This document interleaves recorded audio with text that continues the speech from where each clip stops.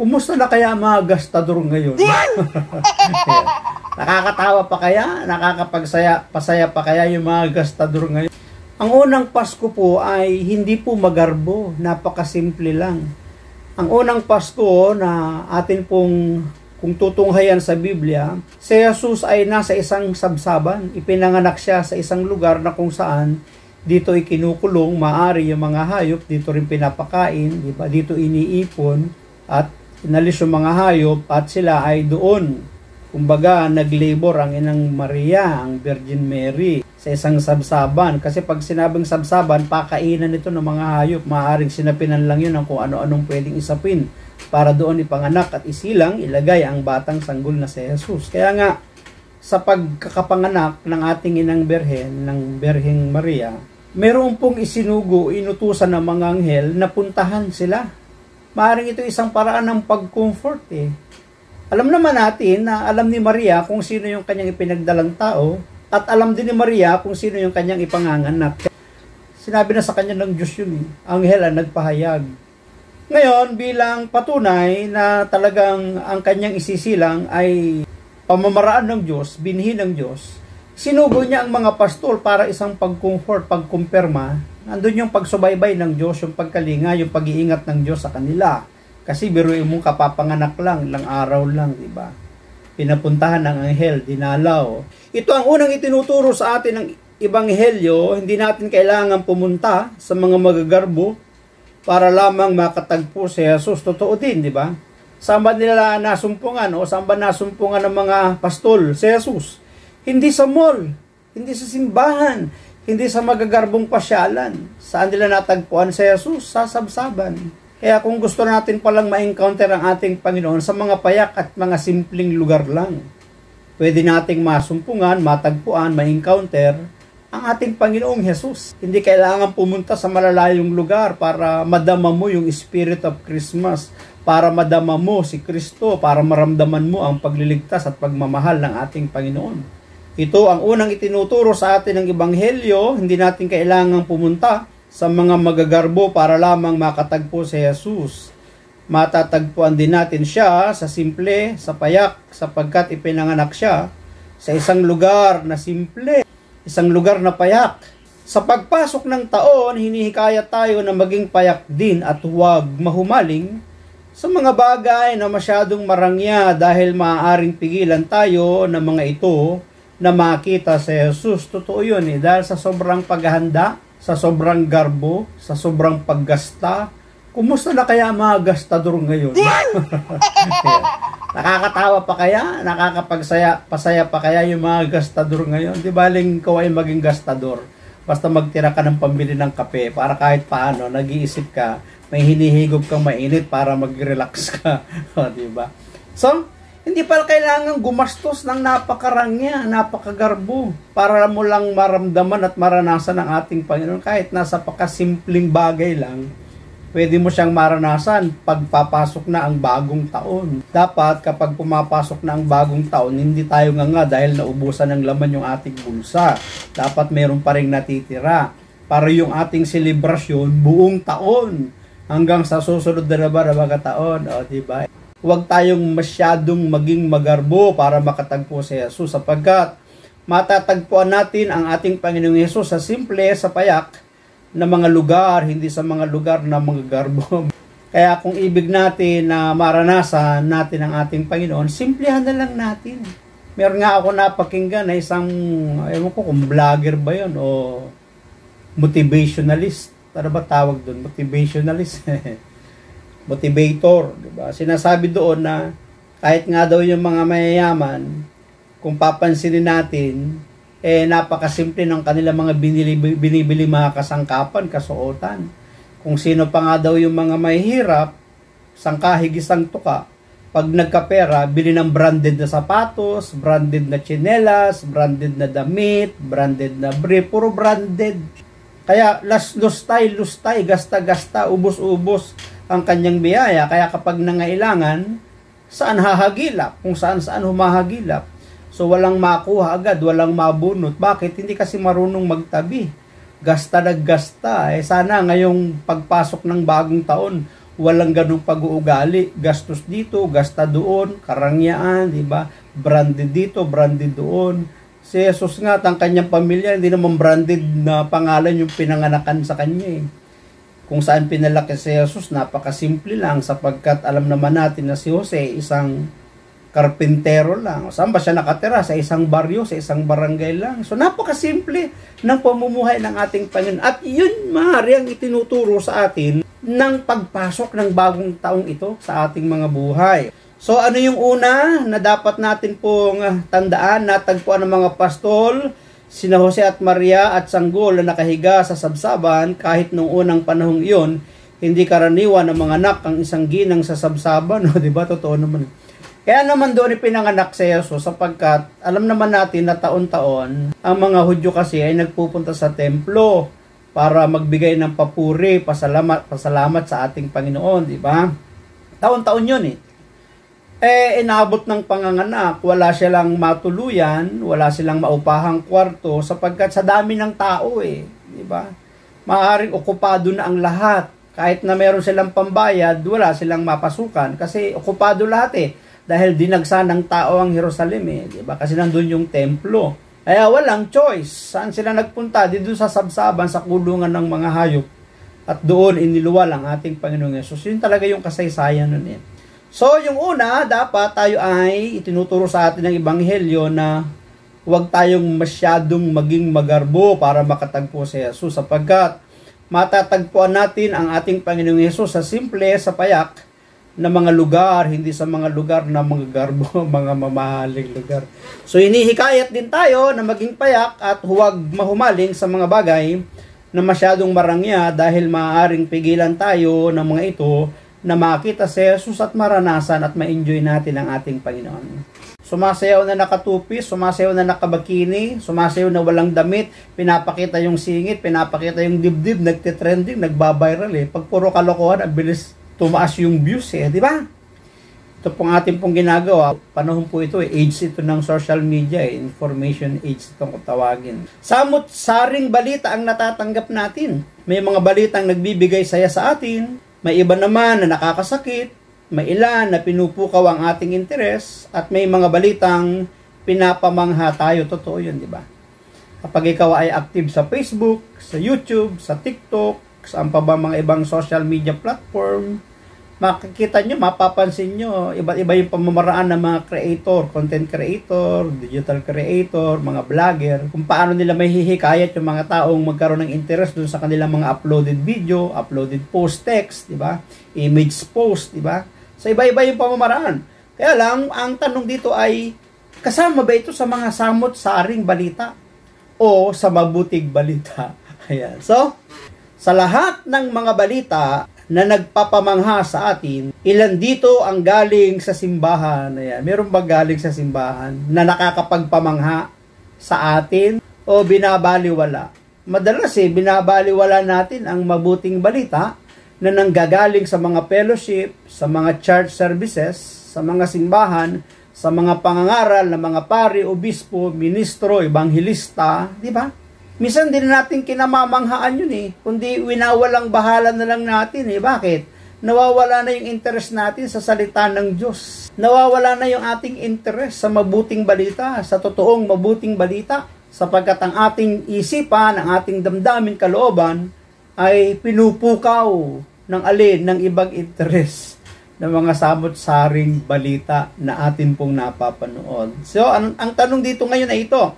Sa lahat ng mga balita na nagpapamangha sa atin, ilan dito ang galing sa simbahan? Ilan dito ang matatawag natin na religious content o godly content? Yan. Kaya nga po ako sa akin pong profile account, makikita po ninyo doon sa content ko, ang kauna-unahan ay gospel vlogger. Pinipilit natin na yung profile account natin ay maging gospel vlogging or maging ang laman ay gospel. Kaya nga, pasalamat po tayo sa nag-i-sponsor po ng libro, si Sister Emmy. Kaya napapagpatuloy natin yung pagbablog ng gospel. Tingnan po ninyo yung lahat ng mga vlogger. Iilan lang ang kanilang content ay religious. Iilan lamang ang kanilang content ay makadiyos. Ang iba nga ay minsan sa totoo lang, mas malaki pa ang views, nagte-trending, nagbabiral yung wala namang kakwenta-kwentang upload na video. Diba? Sabi nga ng isang pare na napakinggan ko dahil magpapasko yata yun, or anumang okasyon, nagpaluto siya ng maraming lugaw. Tapos nagpakain siya, feeding. Pagpapadama ng kabutihan ng Diyos na kanyang nadama, so kailangan magpakita ng pagpapadama din ng pagmamahal sa kapwa. Tapos binidyohan niya, kasi may nag-sponsor daw binidyohan niya yung kanyang ginawa, yung pagpapakain, yung mga taong kumain, para ebidensya din, resibo din doon sa taong nag-sponsor nung gastusin. Tapos in-upload niya. Mag-iisang linggo na, wala pang 10 ang views. Diba? Minsan yung paggawa ng kabutihan, pag in-upload mo, konti lang yung tumitingin, konti lang nanonood. Pero pag kalokohan, sa isang oras lang, 1,000 views, million views na agad. Sumasayaw na nakatupis, sumasayaw na nakabakini, sumasayaw na walang damit, pinapakita yung singit, pinapakita yung dibdib, nagtitrending, nagbabiral Pag puro kalokohan, ang bilis tumaas yung views di ba? Pero pag yung kamangha-manghang tunay na mabuting balita, mukhang hindi na tayo namamangha binabaliwala na natin So, ang salita ng Diyos, ang mga religious content, minsan hindi talaga nagte-trending, hindi talaga nagbabiral. Bakit? Hindi ka mangha-mangha yun sa mga taong active sa social media. Diba? So, totoo yun Kaya nga, ako, humahanga din ako sa mga pastor, sa mga evangelist, sa mga pare na nagbablog. Nagkakaroon din ako ng lakas ng loob na hindi lang pala ako yung nagbablog tungkol sa mabuting balita. Minsan, tinitingnan ko yung kanilang mga idea, yung kanilang pamamaraan. Diba? Totoo yun Dapat nga, mas dumami pa yung vlogger na religious yung content niya diba? Godly yung kanyang content, diba? Namamangha pa ba tayo sa Diyos o baka hindi na kasi nga pangkaraniwan na lang. Totoo naman Hindi pa ba kamangha-mangha yun na paggising natin ng umaga? January 1, 2025. Samantalang ang iba hindi na umabot ng January 1, 2025. Namamangha pa ba tayo sa Diyos? O baka hindi na kasi nga pangkaraniwan na lang. Patuloy pa rin tayong mamangha sa kabutihan ng Diyos, gaano man ito kasimple. So ang itinuturo sa atin ng simbahan, ng salita ng Diyos, ng ating pong pagbasa, ng ating pong ebanghelyo ay kamanghaan natin ang mga bagay na ginawa ng Diyos sa ating buhay. Ang mga kabutihan na ginagawa ng Diyos sa ating buhay. Ngayong 2024, nakatawid tayo sa dami ng mga pagsubok, problema, suliranin na ating kinaharap. Hindi ba dapat ipagpasalamat natin yun? Kamanghaan natin yung ginawa ng Diyos sa loob ng isang taon na tayo nakatawid. Ngayon, nandito na tayo sa taong 2025. Marami pong mga tao na hindi na nakaabot ng 2025. Pero tayo nakarating pa rin sa 2025. Kaya dapat pasalamatan natin sapagkat ito'y isa sa mga kabutihan ng Diyos. Hindi pa ba kamangha-mangha yun na paggising natin ng umaga? January 1, 2025. Samantalang ang iba hindi na umabot ng January 1, 2025. Isang malaking kabutihan na ng Diyos yun. Diba? Kaya nga dapat nagpapakape tayo Kasi ginising tayo ng ating Panginoon. Yan. Ipagpasalamat natin na tayo nakarating ng 2025 sapagkat maraming mga tao hindi nakalagpas ng 2024, hindi na umabot ng 2025. Yun ang dapat nating ipagpasalamat, kamangha-manghang bagay na ginawa po ng Diyos sa ating buhay, di ba? So yun yung pangalawang itinuturo ng Ebanghelyo. Patuloy pa rin tayong mamangha sa kabutihan ng Diyos, gaano man ito kasimple. Simbolo ng pagiging isang bata ang pagkamangha. Totoo naman, di ba? Mga bata lang naman ang namamangha Natutuwa. Pag may gumuguhit na bulalakaw sa kalangitan kapag dilim, di ba namamangha yung bata di ba? So mga bata lang daw namamangha. Di ba dapat tularan natin yung bata? Mamangha tayo sa mga bagay na ginagawa ng Diyos sa ating buhay. Sa pagpasok ng taon, mas manaig at mas manatili pa rin nawa ang ating puso o sa ating puso ang puso ng isang bata. Kasi kung ang ating puso ay tulad ng puso ng isang bata, ang pagkamangha sa lahat ng kabutihan na ginagawa ng Diyos sa atin ay pasasalamatan natin. I-acknowledge natin, i-welcome natin. Bakit? Kasi namamangha tayo sa kabutihan na ginagawa ng Diyos sa ating buhay, di ba? Isang pusong hindi nagsasawang namamangha at humahanga namamangha at humahanga sa kabutihan na patuloy na ginagawa ng Diyos sa ating mga buhay. Patuloy tayong mamangha sa kabutihan ng Diyos. Malibang ang ating puso ay maging tulad ng puso ng isang bata na namamangha at humahanga sa mga gawa ng Diyos, saka lang natin ma-appreciate, hahangaan ang mga bagay na ginagawa ng Diyos sa ating buhay. Para tayo palaging maging mapagpasalamat. Wala naman tayong maigaganti sa lahat ng kabutihan na ginawa ng Diyos sa atin. Ano bang bagay ang maisusukli natin para sa kanyang mga ginawa? Wala naman eh. Pagkatapos makatagpo ang Panginoon sa isang payak at simpleng eksena, pagkatapos mamangha sa balita ng anghel, pinapurihan at niluwalhati ng mga pastol ang Diyos. Wala na silang ibang nagawa kundi ibalik sa Kanya ang lahat sapagkat nasaksihan at naranasan nila ang kabutihan at pagpapala niya. Ito po yung ating mga dapat na nagiging reaksyon sa mga kabutihan na ginagawa ng Diyos sa ating buhay. Ang pasalamatan siya, papurihan siya sapagkat wala naman tayong maigaganti sa lahat ng kabutihan na ginawa ng Diyos sa atin. Ano bang bagay ang maisusukli natin para sa Kanyang mga ginawa? Wala naman eh. Ang atin pong magagawa, itong buhay na ipinahiram sa atin ng Diyos, gamitin natin para magpasalamat, magpuri, magbalik ng parangal sa Kanya. Sa pamamagitan ng ating katawan, ng ating pagkatao, makapagbigay parangal, papuri, kaluwalhatian tayo sa Kanyang pangalan. So ito yung ikatlo. Ang mga pastol ay nagbigay ng papuri, pagluwalhati sa Diyos sapagkat wala naman talaga silang magagawa, wala silang maibabalik, wala silang maiaalay, maiahandog, kundi ang magpuri at magluwalhati sa Diyos. Ito rin ang gustong ituro sa atin ng Ebanghelyo. Pagkatapos natin siyang makatagpo, pagkatapos nating mamangha sa Kanyang mga gawa, ibalik natin sa Kanya ang papuri at luwalhati bilang tanda ng taos-pusong pasasalamat. Kapag nakatagpo natin ang ating Panginoon, mamamangha tayo sa lahat ng Kanyang ginawa, wala naman tayong maisusukli, kaya ang dapat nating gawin, sambahin at paglingkuran, luwalhatiin, parangalan at pasalamatan ng Diyos sa ating mga buhay. Yun pala yung ating magagawa. Kaya ngayong pagpasok ng taong ito, yun yung ating gagawin.